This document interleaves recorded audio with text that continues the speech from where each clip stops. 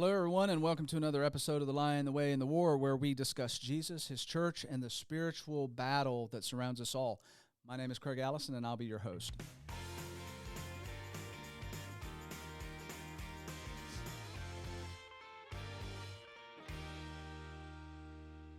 All right, so I'm really eager to introduce the listeners to Jacob Carter, who is joining me today. On today's episode, Jacob is 28 years old. He's married to his middle school sweetheart, Rachel. They have two boys, Jeremiah, age 2, and Judah, age 1. They attend River Church, Chattanooga, and he's the director of operations for Cadence Coffee Company, where he coaches, serves as resource for 7 area leaders.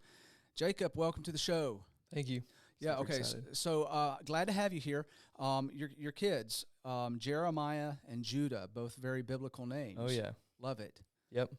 And are they coffee drinkers also? Not yet. But although they're laying the groundwork, right? Yeah, they're very interested when I'm making it in the morning, but I think I'm always receiving that more as, can I destroy this right now as a 2-year-old? Right. His is like, is this something we can throw or jump on or be a boy with? Gotcha. And I'm always like, let's go play over here. So they're not coffee snobs not at this yet, point. Not okay. yet. There's time still. They're disciples, though. I'm going to talk about that here in a minute. You married I was expecting your high school sweetheart, but it was middle school sweetheart. Middle school, yeah. And then what, did you date other people in high school? Mm-mm. No, we started dating in 8th grade. Oh, so you like the whole way through. So she was your middle school sweetheart, but also your high school sweetheart. Mm-hmm. Yeah, so we started dating in 8th grade all the way through high school.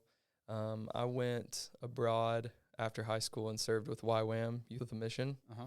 And she went to college on a golf scholarship here in the States. And so we did long distance for a couple years. Okay. Real long distance. Yeah. And then when I finished serving overseas, I came back, we got married. Okay. And yeah, stayed together the whole time. So right. Awesome. So you've been married how long now? 6 years. Okay. Yeah. 6 years, 2 kids. No other guy had a chance because you started dating her. That's right. All the way back in middle school. It is very biblical. Yeah. Jacob and Rachel. Yeah. Oh, I didn't even. Yeah. Okay. That didn't occur to me. Yeah. So,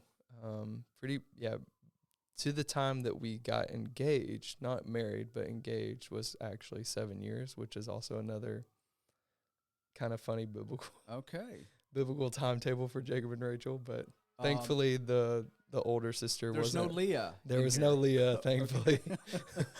Yeah, that would have been real weird. Love Rachel. She's she grounds me a lot. She's very compassionate and has taught me a lot of how to care for my heart in a compassionate way. So great. Yeah. Well, if memory serves, I'm thinking through that biblical story. Jacob was really after Rachel. She was the better looking of the two, apparently. Yeah, she was. And then the father-in-law, I guess, kind of snuck in the older one who wasn't as lovely from earthly standards. That's a crazy story. It really is. Stop and think about it. I would have been pretty upset, I think. Like the wedding night thing, it just like all of that is just odd. Yeah, it's hard to wrap your head around. Yeah. Hey, for those of you that don't know the story, we're not going to talk about it on air because it's probably not a PG story, actually, when you just get down to it. Yeah, probably. But it is an interesting story. So you should go read about Jacob and Rachel and Leah. And I think it's like Genesis 25. Around in that area, yeah. Something, 25 to 30, something in there. Okay, so I want to talk a little bit about coffee. Yeah. I consider myself a little bit of a coffee snob. Okay. And I was going to actually have a little taste test here for you and just see how, but I forgot to do it. But that's okay. I have been in this process now where I'm just not happy with my coffee. Okay. And so this is maybe some advice here, and for all the coffee drinkers out there, maybe you're going to learn something. So, the coffee I've been making lately has kind of this bitter taste to it.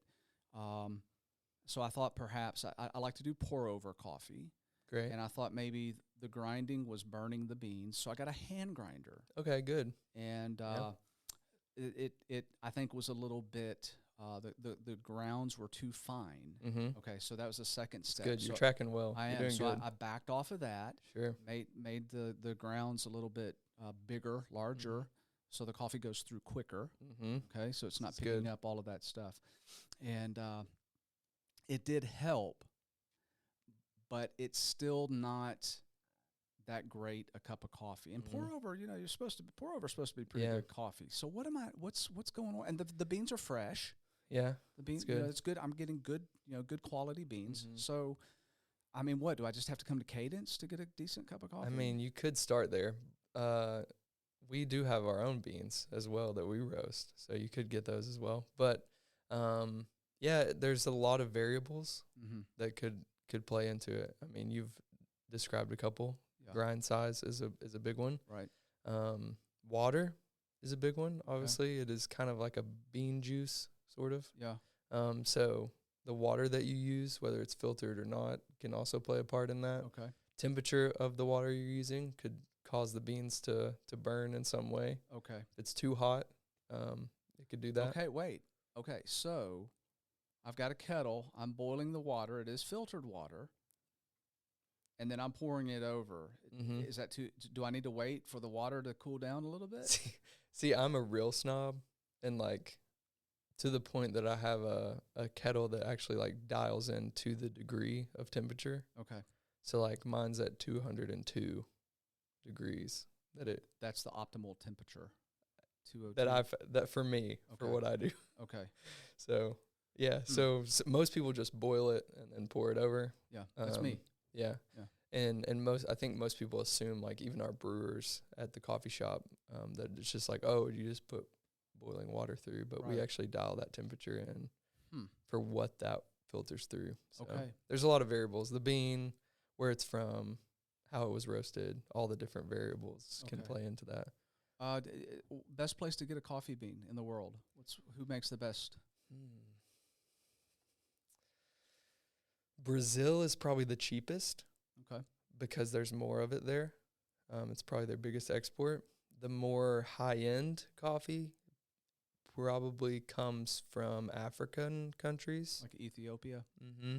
Yeah, they do a little bit more experimental stuff there. Okay. The coffee world is getting more and more science-y, I think. Right. And so there's all these different fermented beans, and like they're doing all these crazy things on the farm, and then post growing that they're doing to get certain tastes and things. And I mean, so we have a coffee right now that we serve from Ecuador, and it tastes like grapefruits. It's like weird. It's almost not. It tastes like tea almost, just because of how they're harvesting it and stuff. Okay. So, yeah, a lot of the coffees coming out of Africa have a tendency to be a little bit more high end and a little bit more unique in nature. So I was in Ecuador last May. We brought Ecuadorian coffee back with us. Yeah, it was pretty good. A lot of those South American, Central American countries really know what they're doing. They've been doing it a long time. While I was in country, it was much better, but when I brought it back home, it was still good. But again, I'm having these issues, and so I finally used it just in a regular drip coffee maker, and it actually tasted better than the pour over. So there's something I got to dial in there that's not quite right. That's the fun of coffee, though. I think is that there's no right or wrong. I think my own family is kind of this way with me, where they're like, oh, you probably hate Starbucks, you probably hate Dunkin' Donuts, and like, I'm not gonna go get a coffee there. I mean, I work at a coffee shop, so right. But there's no right or wrong. It's the beauty of coffee is that you have all these variables that you can play with and experiment with. Yeah. So your taste in something may be completely different than mine. It can be subjective. And so like even in our trainings with our baristas, or even in the roasting studio, we have, if we're tasting a new coffee, or we're trying to get someone to learn how to pull espresso correctly through the espresso machine, we can lead them to a certain point, but then ultimately we say, at the end of the day, we're trusting you to say this tastes good. Sure. And if you're saying that, then we're hoping that our customers agree with you. Right. So what's your go-to coffee? Like, what do you drink? I'm a pretty straight drip guy. Drip coffee if I'm in the coffee shop. I make a Chemex at home every day. So that's how I start my morning, with a Chemex pour over. It makes 2 cups, so I'll make one. I'll take one on the road as I head to work, and then Rachel will drink a cup. Okay. And then usually when I get to work, I have maybe another one. Sometimes in the afternoon, I'll kind of like splurge and do a little espresso drink or something like that. But most of the time, I'm pretty straightforward with the drip coffee. Straight black? Do you put cream? Just straight black. Straight yeah. black. Okay. Yep. I'm pretty boring when it comes to that. I think I've experimented all the things, and now I'm kind of like, okay, I think I'm gonna stay where I know. Just pure and simplistic. Pure and simple. I like it. Yeah. I like it. Okay, so we're talking about coffee a little bit, and I want to talk about where you work, Cadence, because it's a unique concept, really, when you stop and you think about it. Shannon Greer, I believe, he's the owner. He's our owner. He started it by himself, or does he have a co-owner? Or so Shannon and his family actually moved to Chattanooga to plant a church. Okay. They moved up from Alabama, South Alabama, to plant a church. When they got here, as they were getting that going, Shannon was like, "Hey, I kind of have every weekday open. I would love to get into the community and get to meet people.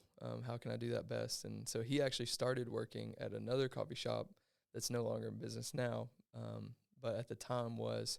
And through that, he made some connections. A guy came to him and said, "Hey, I want to open a coffee shop. Will you come do it with me?" Okay. He said yes, probably not knowing what he was getting into at the time. Right. And just thought, man, this would be an awesome way to bridge the pastoral care that he really loves, as well as business and doing church Monday through Saturday, really, across the bar with coffee as the medium. So that's how Cadence started. After a couple years, the original guy that kind of helped start that with him stepped away, just said, "Hey, I've got way too much going on to do this. Yeah. I'm just going to hand it to you." And so Shannon essentially got handed a coffee shop, coffee company. Wow. And since then has just been like, "Okay, Lord, like I'm no business guy. I didn't go to school for business. I don't really know what I'm doing in terms of the business side, but I know how to love people. I know how to serve you, and I enjoy coffee, and so do a lot of other people. Right. So let's see what you can do with this." And it's just grown from there. And he started that when? How long has he been in business? 2011. Okay. Yeah, so we just mid-October was 12 years. Okay. Yeah. That's a close to the time that I began work as a campus minister, and they must have just started, because I can remember back around that time going into Cadence. Over on Patton Parkway. Yes. Getting a cup of coffee for free. Mm-hmm. I don't know. I can't remember how, but I'm pretty sure I met Shannon, and he was like, "Here, it's." Maybe he thought I was like didn't have money or something. I don't know. He's like, "You're a campus minister. You need this. I need you need this." Super nice guy from what I recall. Yeah, definitely. And so I'm interested in that because there's a couple things. First of all, coffee being this kind of this bridge, that builds community, and I know that that's one of the kind of the vision points maybe of Cadence, community change, and so coffee community change is kind of our tagline that we use.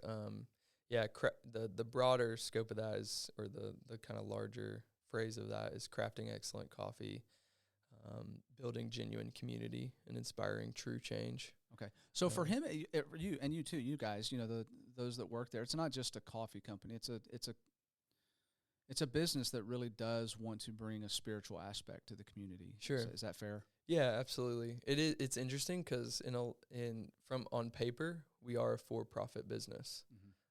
So there's nothing about it that on paper or by the standard of paying taxes or any of those things that we are a religious entity or organization.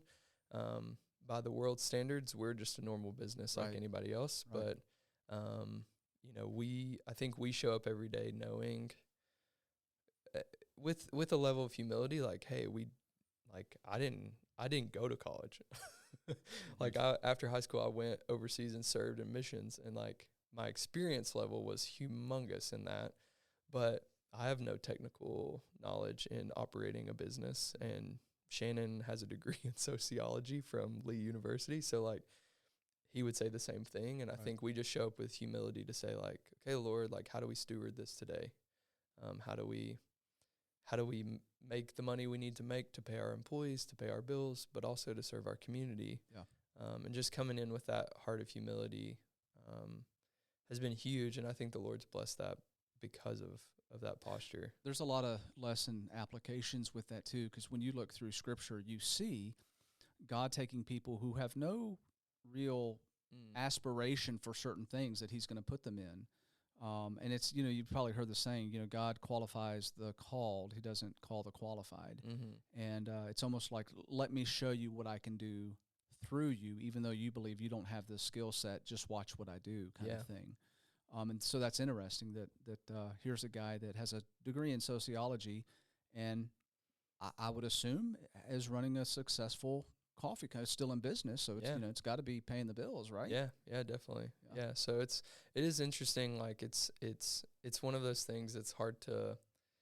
I don't know. We kind of joke about it now. We kind of laugh a lot about just like just the phrase of like, we don't really know what we're doing. Yeah.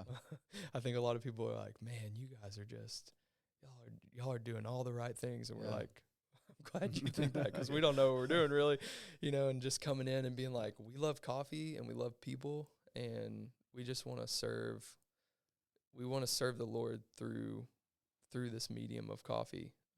And so how do we do that? And let's talk about that, because you guys do something there that I didn't know until I was doing research for this podcast. So you guys encourage patrons to come in and buy an extra cup of coffee that they don't take with them. Yeah, definitely. Right. So what's that about?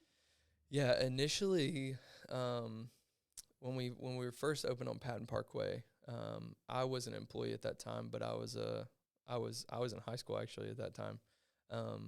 But they started this program called the Pay It Forward program. And initially it was started because on Patton Parkway there was kind of a community of homeless friends that would come around and come in just to escape the cold, the rain. And they were like, what are some creative ways as a business that we could offer them a cup of coffee? Right. Offer them a place to sit for a little bit. And so that was a way that they said, here's a way we can still cover our cost, include the community in that need, and then create a place for everyone to enjoy a cup of coffee. Because we still say this, like, we do believe everyone deserves a good cup of coffee. And so we wanted to create a place for that. It's developed since then. I think a lot of people just look at that and assume it's just for homeless people. But I mean, we have so many regulars or different people that they come walking in, they're like, oh, I forgot my wallet. Poor campus ministers. Yeah, exactly. They come in and we're like, hey, no worries, someone's already paid for it. And man, like the opportunity our staff have as well to share the gospel through that means is tremendous. Like, we're very selective on who we hire. We're not specific that we only hire Christians, but we're very specific that your values align with ours. And so, man, like the conversations that are had, even whether it's homeless or someone else that comes in to get a Pay It Forward, they like a lot of the homeless guys, I think, kind of word of mouth, they hear from each other. Right. Oh, Cadence, they do free coffee. Yeah.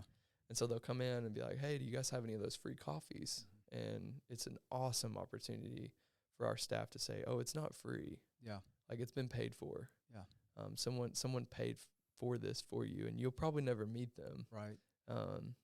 But it is for you. Like, and so giving them the gift of that is really cool. And we have cards that people can write letters of encouragement or just a scripture verse or something on the back of those cards.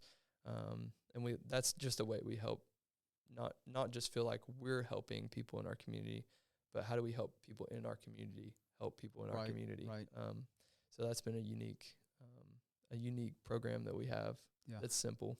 I've noticed Chattanooga's a very giving community, but a lot of times they just don't know where to channel that desire to help out. Yeah. And I wish more companies would do that. As a matter of fact, I was looking last week, I saw something come across a social media feed where a restaurant is basically doing the same thing. And I think it's relatively recent that they started that, and it's gone viral. Yeah. But you guys have been doing that same thing basically for years now. Yeah, a dozen years, yeah. Yeah, so I think that, more people should, here in this community, know that Cadence has that opportunity for the community definitely. To give, to help out.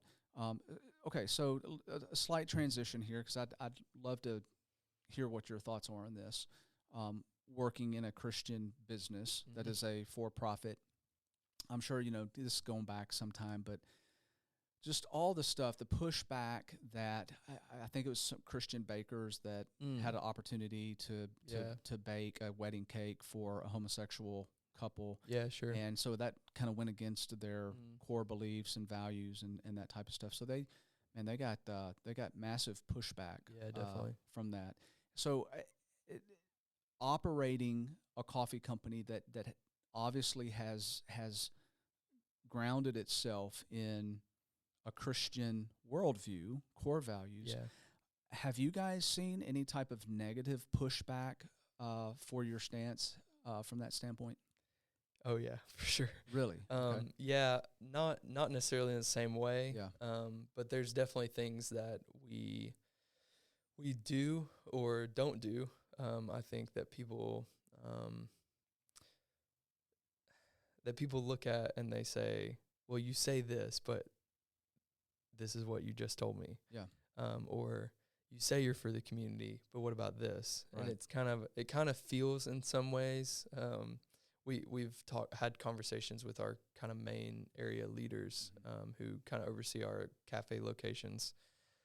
We've had to coach them through this, because a lot of times it feels like someone's trying to trap you in your words a little bit. It feels like sometimes where Jesus is standing there and the Pharisees are like, is it this or this? Right. Because you said, yeah. And Jesus totally flips it on its head and turns it around. And so we've had to really use scripture as a reference point for our leaders, but to say to them, if someone's really trying to pull you into that or draw something out of you that you feel like, I don't think we agree with that, but I also don't know if I can say that, like, how do we redirect that to what's true about us? So like for us, we're constantly drawing it back to our core values of community and change. Like, why are we here? Like, if I can constantly bring the conversation back to our why, which is hard if we're not making an intentional effort every week to instill that why into our teams. But we're constantly having to come back to, why are we here? Yeah. Like, what's our purpose here? First and foremost, we need to make excellent coffee, because if not, there's no Nobody's platform. Gonna come, yeah, there's if no it's platform. like the coffee I make, you're not going to be in business. And so we, in full transparency, we're constantly referencing Chick-fil-A with our team. Like, every time you go to Chick-fil-A, they have great chicken and they have great service. If one of those is missing, you're probably not coming back. And so, like, they could be the nicest people in the world, but if their chicken's bad, right, you don't want the sandwich. Makes sense. Yeah, sure. But if the sandwich is amazing and they treat you like dirt, you're probably not coming back either. Yeah. And so how do we create a place where people feel safe, where they feel seen, where they feel heard, whether they're the lawyer that's walking out of court or they're the homeless guy who slept across the street the day before? Yeah. And how do we do everything in between to where everyone feels like they have a place to be safe, to be seen, to be heard, and that we can, like, coach our employees to do that here in our business, but obviously way beyond that, because most of our employees, this isn't going to be their career. Right. This is just a training ground for them for whatever they really want to do. Right. Okay. There's a lot there. And I have to give a kudos to those businesses, because I believe, and I mean, again, I'm bringing my own bias and worldview into this, but I believe businesses that are set up under the principles of God, of Christian principles, are attacked by the community, and I think that's Satan driven. He's out to get us, and so, I see other businesses that they don't give a rip about a person's soul, and they thrive, man. It's like nobody comes after them ever. There's no real obstacles. It's they're appeasing the world, and the world is dumping wealth onto them. But for those businesses that are successful, that have aligned themselves with Christian principles, you can go through all of them and hear these stories of massive pushback and challenges and things that the community or those in the community that want to shut them down because of those principles. Yeah, definitely. And it's not necessarily about what they're doing or what they're making, or the quality of it can be fantastic. And Chick-fil-A's gone through its own struggles. Yeah. What's the store that they were in the news 3 years ago? Home. Oh yeah. I know exactly. All the female listeners are yelling out the name right now.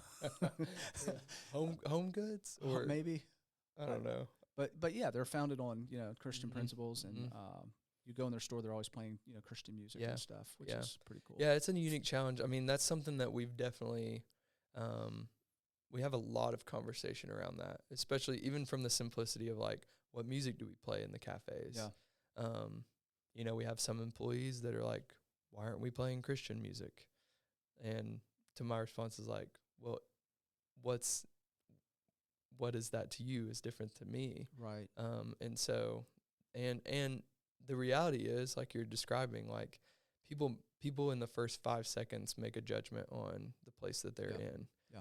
So, I mean, as soon as I walk in this room, I make a decision on, is this a good room or a bad room? Right. Do I feel safe? Do I not feel safe? Based on what's on the walls, what it looks like, who's in here.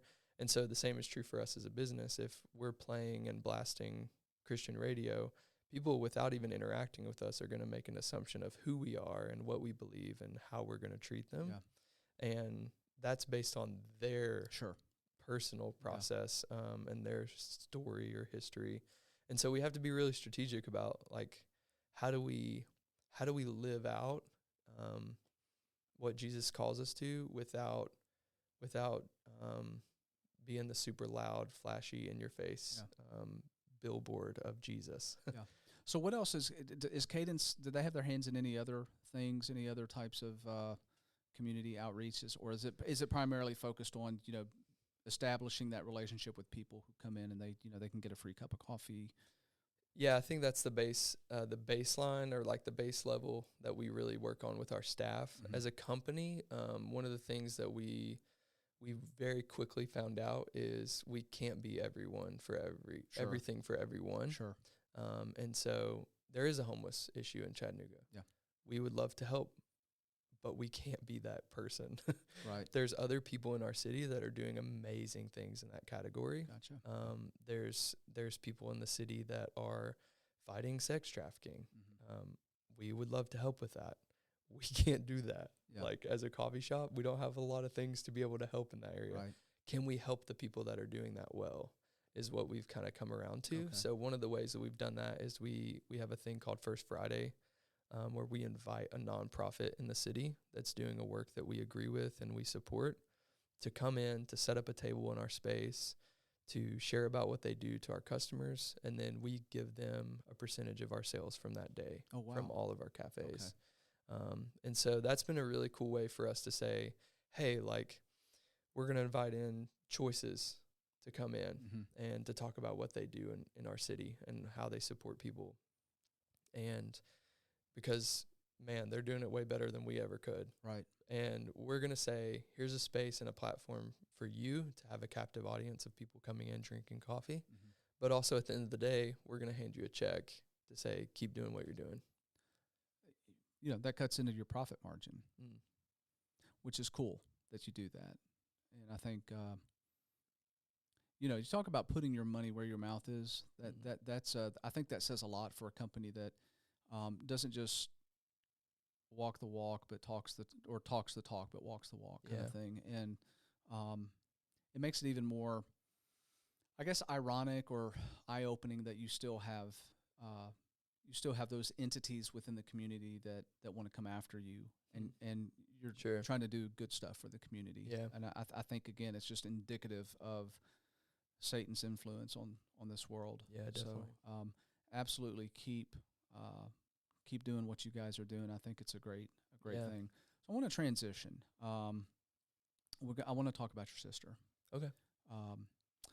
Katie Beth. Mm-hmm. And so September 5th, right? That's a day that sticks out in your mind, I'm sure, as a brother. Yeah. What happened? Katie Beth was home from her freshman year at Jacksonville State University. She came home for Labor Day. That was Labor Day weekend. She came home to visit us for a long weekend. They had a couple of days off of school.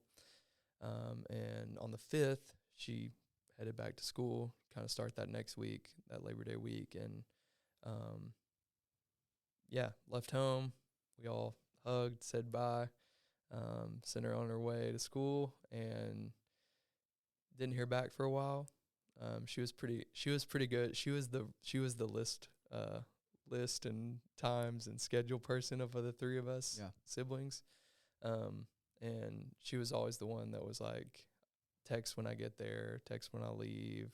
Everyone's updated about everything at all times. And so we didn't hear back from her for a while. My mom started kind of being like, man, I'm kind of concerned I haven't heard from her. So started reaching out to some of her friends that we had already made connections with, never heard back. But ultimately, through a long series of events, found out that she had been in a car accident and had been transported to Grady Hospital in Atlanta. And so we made our way down to Atlanta. On the way there, we actually got a phone call that she had passed. So it was a pretty long car ride. Yeah. We still went down to the hospital, got there, had the opportunity to hear from the doctors and the people that were there, trying to kind of make an assessment on what they could do, really. And so according to the doctor, she was dead upon arrival to the hospital. But our whole family was there. Some of her friends drove over from Jacksonville State to meet us at the hospital. It was a tough day. And then we drove 2 hours back from Atlanta that night. And then obviously that season that followed was a pretty hard one. Walking through that season of grief, watching my mom and dad grieve, watching my younger sister grieve. And then just like all of her friends, all of our family, it's you don't imagine that happening to you. It's the stuff you see in movies or read about in books. And so, it was a hard season for sure. You're the oldest of the three, so you've got a little sister, and then Katie Beth was the middle child. Yep. As a big brother, there's these established roles that we sink into as siblings. I'm a middle child. I have my role as a middle child. Yeah. And the other two siblings that are on opposite sides of me play off of those, because we all kind of have that thing, that role that we play. For sure. As the big brother, I want to talk about your mom and dad too, but I want to work through some of this with you too, for our listeners who have had tragedy and have lost family members. But as the big brother, how do you unpack that with a faith, a lifestyle, a way of being raised that is, you put your faith in God, you trust in God. You guys were a tight, close-knit family. You had that kind of, everybody looks from the outside and it's like, what a great family, Yeah, sure. You got a great mom and dad. Mm-hmm. Your little sister, musically inclined, as I think you are too. Yep. And Katie Beth, just really getting started out and beginning to shine in her own. So, you've got to be watching that as the big brother and just being so proud of both your little sisters, right? Yeah. And now that happens. Yeah. What does that do to your faith and your whole outlook on this is a good life. This is how family life looks. This is what's going on. Like what? What happens there? The phrase I used a lot in that time was eternity felt a lot closer. I think, and now being a dad, I think the two things, the moments where I've felt the closest to heaven has been in death and in birth, like watching my kids be born, but also experiencing loss in such a close way. Right. It's one thing to like your friend's mom or your, kind of an extended death. Yeah. But when it's that close, it just has the ability for you to have to pause and be like, man, like what do I actually believe to be true about eternity and about the Lord? And I think those are the places where it either solidifies what they believe or it has the ability to really shake what's inside in a negative way. And so I think for me as a big brother, I think the hardest part was just knowing how to be there for Kimmy, my youngest sister. Her and Katie were tight, like really tight, like BFFs. And I was kind of separated at that point. I'd gone, like I mentioned before, I'd gone away after high school overseas. Right. So I had been gone a couple years and kind of missed a little bit of the high school years for my sisters. And they had kind of solidified some deep friendship in those years. So I think it really rocked my sister. Yeah. And even now, like I think there's still places in her heart that are recovering from that. And in all of us, but in a very different way for her. And so knowing how to do that, and I think in a lot of ways, even still today, like feeling insufficient in that like, man, I know I can't replace that friendship that Kimmy had with her. And so I even find myself at times, even now, not distancing myself from Kimmy, but knowing that I can't be that. And so feeling the sense of don't try to be. Yeah. And so it's a unique thing. Especially from the sibling side, because as the oldest sibling, I think there's a level of responsibility you have or you feel at times to set the standard. Yep. And so I think I felt at that time like, okay, I'm an adult. I'm kind of out of the house at this point.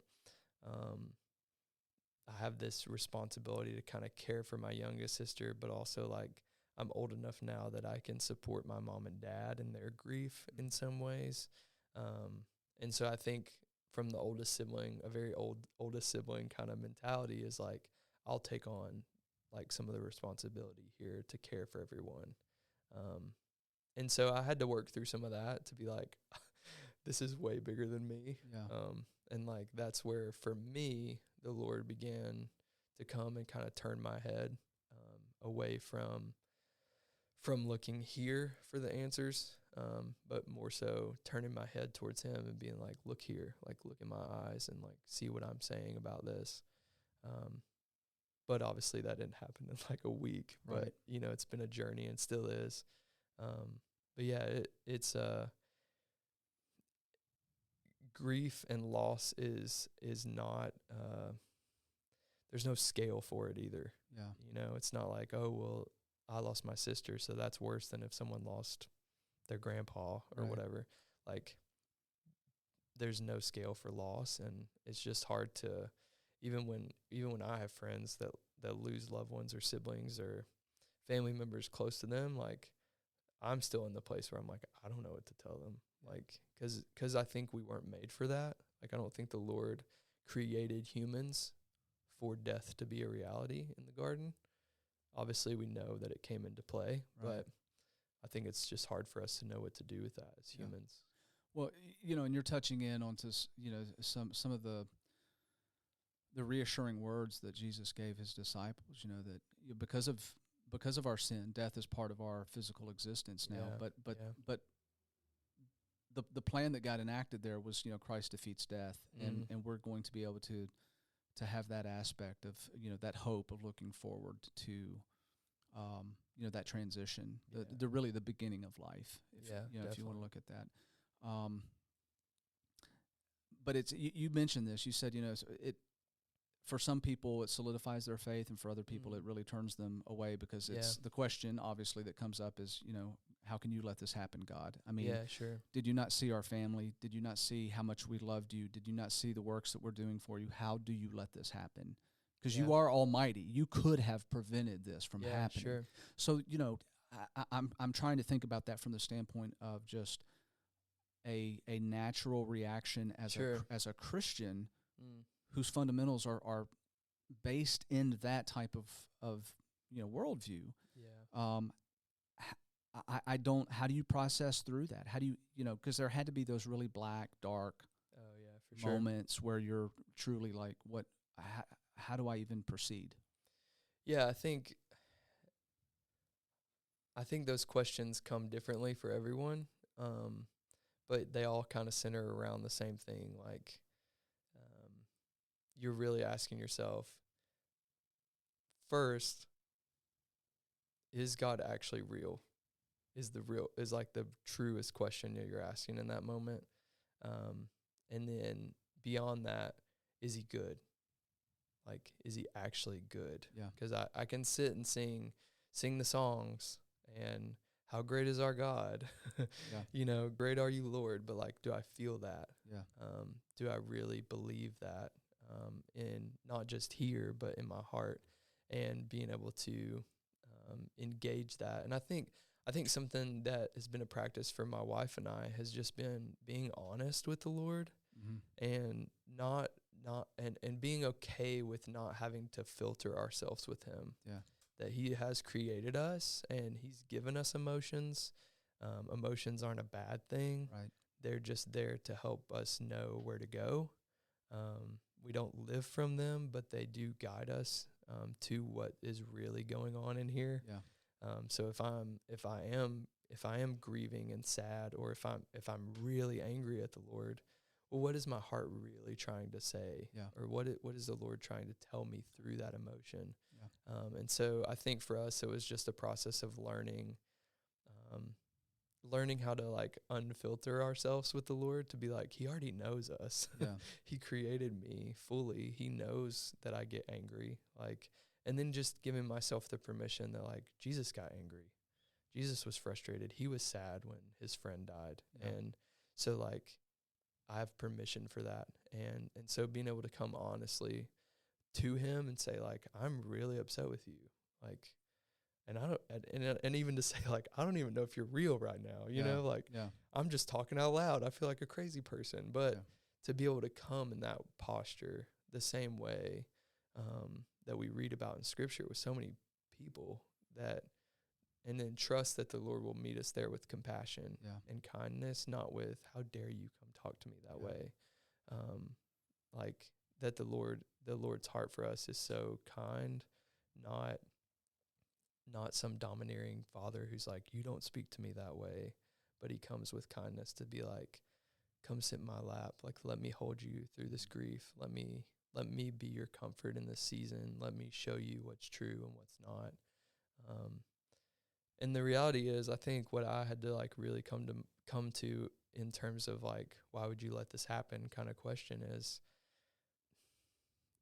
the world is fallen. Like we're in a broken world still. And yes, Jesus came and he died for our sins, and there's so much more now that we have access to than before, but it's not restored. Yeah. And so I have that to look forward to, and I have the hope to be like, man, what is Katie experiencing right now? Yeah. Like kind of jealous. Yeah. Yeah. And the human side, you would want her back, but she'd probably be pretty mad if she had to come back to this. Yeah. And I think like the Lord, I'm like kind of nervous because this is kind of a big, maybe theological thing, but there's some level of, I think like the Lord kind of, just the consideration of like eternity itself is such a thing that our human brains can hardly comprehend. Right. And so to come, I think one of the scriptures that the Lord really put in front of me during that season was like, you're already seated in heavenly places. Mm-hmm. So like the reason that we read about you get to heaven and you're not sad. There is no pain. There is no sorrow. There is no, is my sister in heaven already with me in spirit? Like, am I already there with her? So she's not like, oh, I miss my brother and sister and my mom and dad, because she's like, well, they're already here. Oh, wow. Yeah. You know, Yeah. and like, I miss her because I'm not in that that realm of heaven. She's outside of time. Yeah. And so like, I'm already there with her. Yeah. And my sister is, and my mom and dad are, and Right. all of her friends. And so she's like, this is amazing. Yeah. And the Lord is here. And like, and for me, I'm like, man, I miss her. But like, if I posture my heart in a place of like, and truly believe like I'm already seated there. Yeah. Then sure, like there's memories and things like, gosh, I would love for her to hold my boys. Right. Like, she was going to be an elementary education teacher. So like, she loved kids. So like, that was some of the hardest times for me in life right now, is the places that she's missing here on earth in that way. But even in that, like, I'm like, if I posture myself in steward fatherhood with these boys, like I should, like, she won't miss them because they'll already be seated with her and with the Lord. Okay, so now that you've blown everybody's minds that are listening, you know, people have had to pull over their cars like, wait, what did he just say? Yeah. Yeah, because that's like it really, opens a box. It does. It does. But it's, you know, I don't think it's necessarily inaccurate, but because you do have to consider the fact that those who have transitioned are outside of time. It's hard. It's hard even for me still to wrap my head around. Yeah. But I do. Yeah. There's a peace that comes for me in that, and I have to believe like, okay, well, if there's peace here for me in that, I'm not just denying something necessarily to get peace. Yeah. But if that's what Scripture says, and I feel peace when I believe that, surely that's true. Yeah. Or that's the Lord inspiring that in me. So yeah, it's a lot. It is. You said something else that I think is, I'm glad you said it. You know, just talking about the human reaction, being able to approach God in authenticity and being yourself, and you know, understanding that God's not going to be mad or disappointed or angry at us when we're like, are you real? How could you, you know, just trying to, you know, work through those overwhelming emotions that happen when tragedy strikes. And I love the fact that, you know, it sounds kind of cliche, but, you know, like when somebody just says, you know, you need to read your Bible, you need to go to God's Word for comfort and stuff. You're like, dude, whatever, you don't understand. But when we open up and we see Jesus' anger, when we see Moses, man, you talk about somebody that just said it like he felt it. You know, he told God basically, you need to kill me now, like just in my life, because I'm having to deal with these stupid people. Yeah. You know, just was literally at his end. You know, he just couldn't deal with it anymore. And so, you know, you have example of Scripture of people that we tend to like put off into this. Those are Bible people, you know. They're like they're like almost bigger like than life, yeah, right. But they're real people that had the same issues and the same struggles and the same griefs and the same upsetness hurts that we experience too. And it's out there for us to look at and read and go, you know, this does comfort me because I know I'm not walking this alone. I know that, you know, sadness, heartbreak, tragedy is part of this world. So I want to not necessarily jump off that, but just kind of transition, because now you are a dad. Yeah, definitely. So you can appreciate more what your mom and dad must have been going through. And still, you know, I'm not necessarily speaking past tense, because I don't think the grief never ends, right? I mean, it's the hole is there for the rest of your life, and you just, you know, you continue to move on and know every day you wake up, you're a day closer to seeing your lost loved ones, right? Yeah. As the older sibling trying to navigate and seeing your mom and dad in that type of pain, how does a family unit, how does that work? What were the obstacles? What were the concerns that you had at that time? Yeah, I think as the oldest, and at that point in my life, like I mentioned, I was kind of in the adult phase, like moving into the adult phase of life, and feeling a little bit of responsibility to be like, okay, like I have to step up and help them in this, whether that's whether that's covering responsibilities around the house or covering responsibilities as it relates to my younger sister, or even just I have to be a source of comfort in this time for them as well. Just a lot of a range of filtering through some of those thoughts and feelings of like, should I be doing this? Should I be doing this? Like, how do I help them? Thankfully, like, obviously my mom and dad are very, very unified as one unit. And so they're there for one another, thankfully. But I think outside of that, like, even the value of seeing my mom and dad have friends, I think that was one of the clearer pictures of, I knew my mom and dad had friends, but I didn't necessarily consider it in the sense of, oh, like they have those kind of friends. There was a huge community outpouring with that, and I can remember, and I was on the fringes of it, but just seeing the vast pouring of love into your family. There's two men that are really close friends to my dad and have become somewhat of like father figures in my life through that. They literally just were at our house. I remember seeing them. It felt like they were at our house for like weeks. And I remember them just being there. I don't ever remember them sitting and talking with my dad,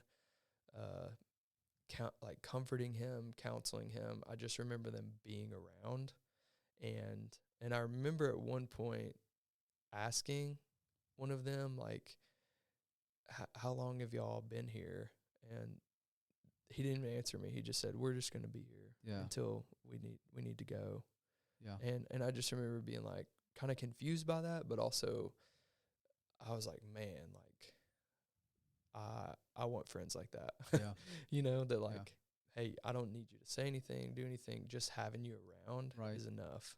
That's, it reminds me of, do you know Stephen Curtis Chapman? So they experienced a loss in their family. Yeah.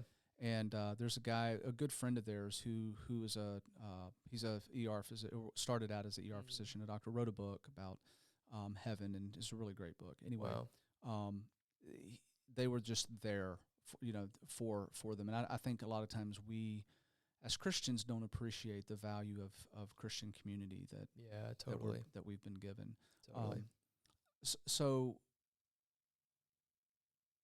some stuff has happened as a result of that that I want to. I think we need to end on a positive note, right? Because absolutely, yeah, definitely.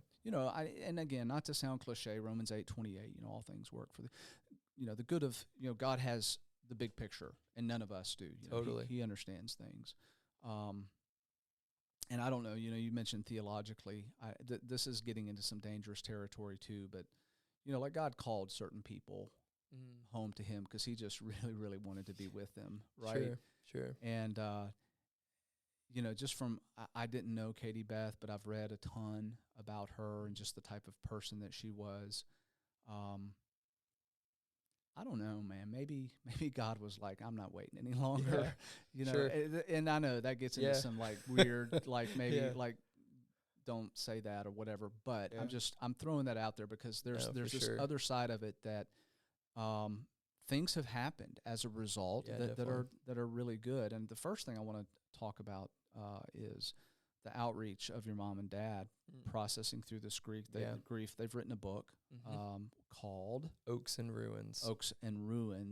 I definitely want to plug that book because they work with other people who have experienced or are experiencing, I should say, loss, grief, tragedy. So talk a little bit about what they're doing. Yeah. So I remember my mom really early on saying to my dad at one point, I really don't want this pain to be wasted. I remember that phrase being said a lot from my mom to my dad specifically. And so I think in that they were constantly like, okay, Lord, what do you like? This has to be purposeful. Like you're not just dragging us through pain for the sake of it. So what are you wanting to do through this? And some of the phrases that came during that season were people just saying like, man, I just admire how Katie lived, or she just loved people so well. And so mom and dad actually started a ministry called Live and Love Ministries. And so just really surrounding, how do we help people live well and love well? Yeah. And so there's a lot of different avenues they've done that. They've done premarital counseling through that. My dad officiates weddings through that. But one of their main areas is creating a place for other bereaved parents to really just hear each other's stories. I think a lot of times you get in that place of grief and you feel like, I'm the only one who's ever felt this, or how am I ever going to walk through this?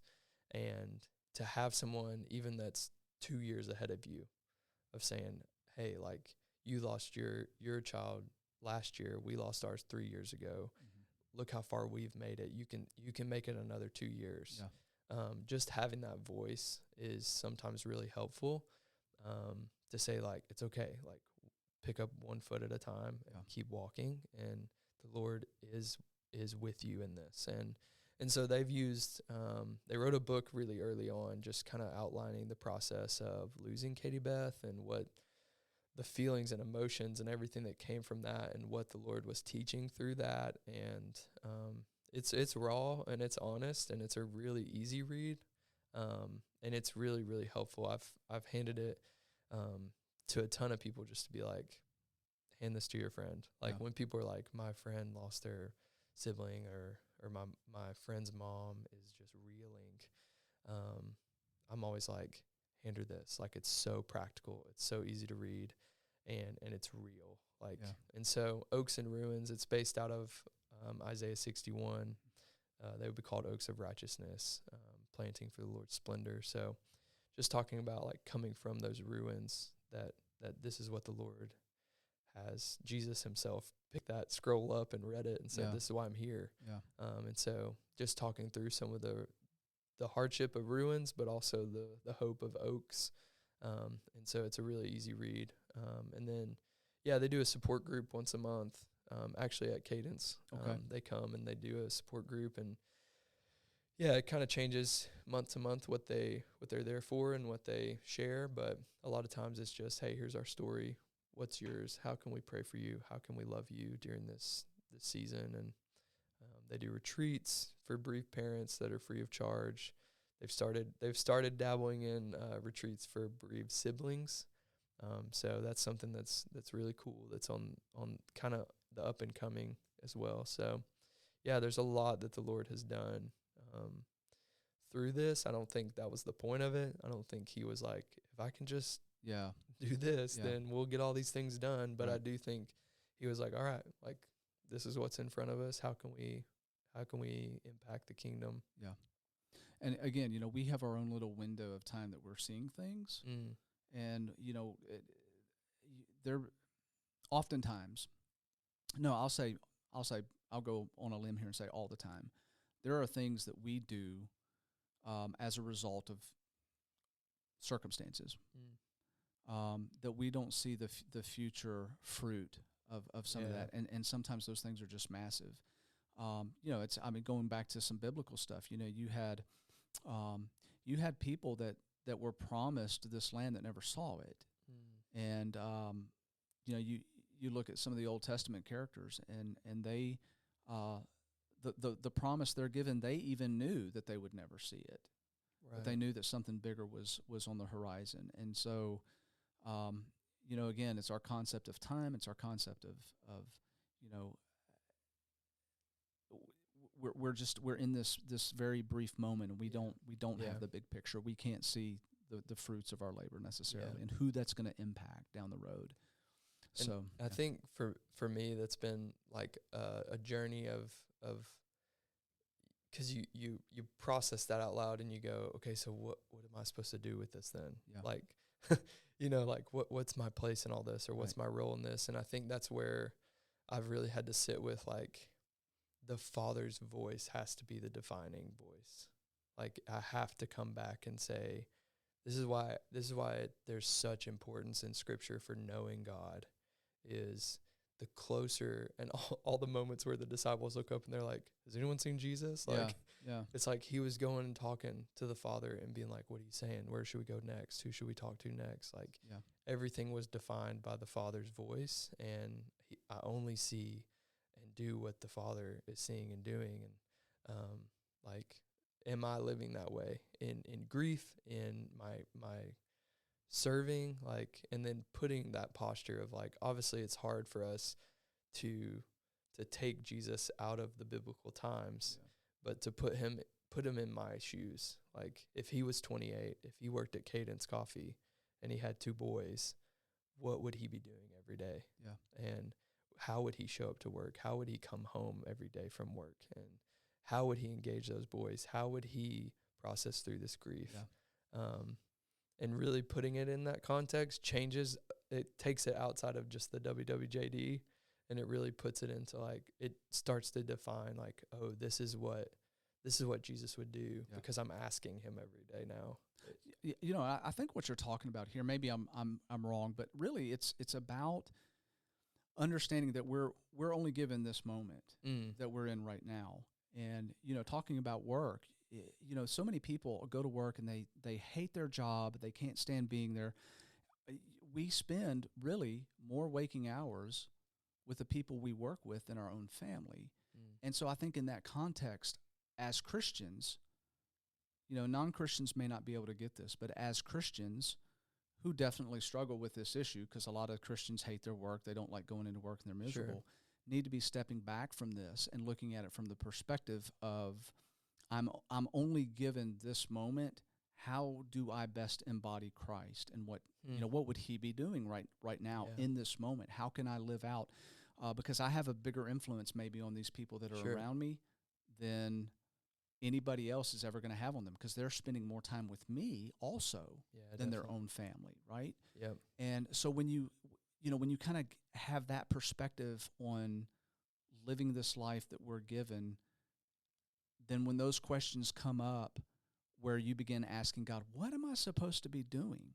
Like, what's the purpose of my life? How does this tragedy have any good in it? Like when do I reach the pinnacle of where I'm supposed to be? And I don't think that that's necessarily a destination. I think it's one of those, you know, Jesus may be replying quietly to our heart, you don't. This is what you're supposed to be doing. You're supposed to be just be living life for every moment and being the best person you can be. No matter what happens to you, good stuff, bad stuff. There's like equally an encouragement and discouragement in the fact that you never arrive. Like, there's a piece of like, okay, good, because like I always have something to be working towards and pursuing and leaning into God for. And then there's like the discouragement of like, so wait, I'm never going to make it. Right. Dang, you know? And so like there's this conflict in us as the flesh and spirit in us of like, gosh, like if I could just like check all the boxes and thumbs up from Jesus, then I would feel great. You know, I think Jesus speaks to us in one of the gospel accounts where we get the picture of Thomas. And you know, even though all of his buddies have told him, hey, Jesus is back, he's been here, and they're in that room together, and he's just like, he's not having it. He's like, look, guys, I mean, whatever, you're all crazy, unless I see him, unless I can touch where the nails penetrated his flesh, I'm not going to believe. And then, you know, on cue, ding, cue Jesus, you know, he's there. And he's hey, like, buddy. And he's like, hey, okay, I'm going to meet you where you're at. He's like, at this moment. Put her there. Right. And then it's really interesting to, you know, you see Thomas just completely overcome and falling to his knees. And he says, my Lord and my God. You know, he gets it, right? And Jesus says something that always sticks with me in that moment, that I think he's purposely reaching out to you and me and Parker and everybody else. He says, you know, blessed are you, Thomas, because you've seen and believed. You know, you got to see me, but blessed are those who will never see, who have not seen me. You know, he's casting into the future to us. Blessed are those and those who believe on that. So I think, you know, there's just a huge lesson there for how we ground ourselves in Jesus in our everyday moments and have that faith to continue. And certainly Oh my goodness, man! Your story and your mom and dad's story, Yeah, just bring that to home. I think in such a powerful way. Yeah. So, we're out of time. Unfortunately, this always happens because the time catches up with me. I would. I'd like to share whatever links we can. Parker, you can maybe take care of that with your mom and dad's book. Yeah, definitely. And some other important links that we've talked about that I think are great, awesome resources for people out there that are listening that don't know that those resources are out there. Definitely. We usually close out with final thoughts, but before we do that, I just want to remind everybody we now have a YouTube channel, and we need subscribers. Those that want to watch the podcast rather than listen to it, so you're welcome to do that. So check us out on our YouTube channel, like it, subscribe to it, share it, all of that social jargon stuff that I'm not great at talking about. We're on all the other Spotify and Apple, and Parker's over there laughing at me now. It's like he has no idea what he's talking about. So anyway, you guys that know more about it, you know how it works. Again, if you'd like to sponsor this show, we're always taking sponsorships, and so feel free to reach out to us and contact us on our social media sites that we have. So final thoughts are going to go to you, Jacob, and you mentioned that you're in John 15 right now. I'm going to hand this over to you and let you read final thoughts out of a scripture. Yeah, it kind of goes off of what you were just saying too. I just was thinking about that as we were finishing up, but Jesus is speaking here. John 15, verse 4. Abide in me, and I in you. As the branch cannot bear fruit by itself, unless it abides in the vine, neither can you unless you abide in me. I am the vine, and you are the branches. Whoever abides in me, and I in him, he it is that bears much fruit. For apart from me, you can do nothing. Great thoughts. Until our next podcast of The Lion, the Way, and the War, love one another, be kind to one another, and remember that the creator of the universe loves you so much that he gave his only son up for you. Y'all be good to each other and have a blessed day.